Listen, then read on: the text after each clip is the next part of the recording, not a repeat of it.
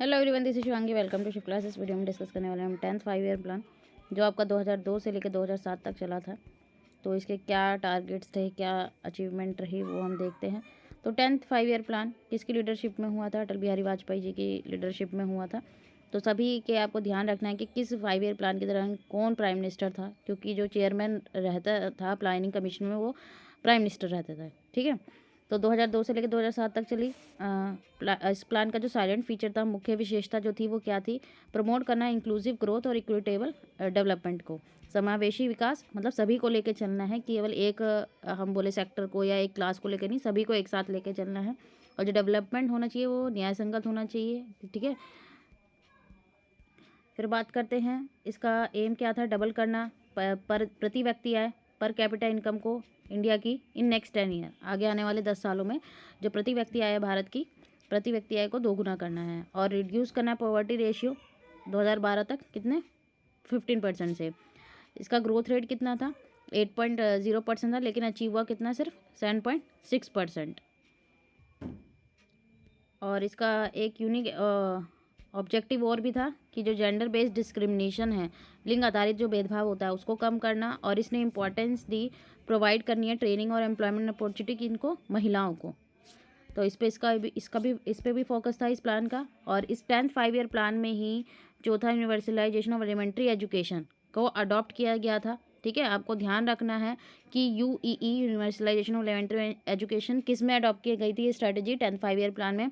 और ये भारत की हिस्ट्री में पहली बार था इतने लार्ज स्केल पे प्रोग्राम लॉन्च किया गया था कि जो बच्चे हैं कितने 6 से लेके 14 साल तक के बच्चे हैं उनको फ्री एजुकेशन और कंपलसरी एजुकेशन सभी बच्चों को प्रोवाइड की जाएगी।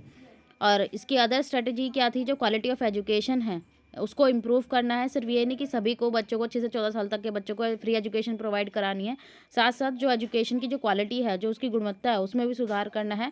तो उसके लिए जो continuous comprehensive evaluation CCE pattern जो है वो लेके आया गया कि जो भी स्कूल CBSE के साथ अफिलिएटेड है उनमें ये पैटर्न इम्प्लीमेंट होगा। ठीक है।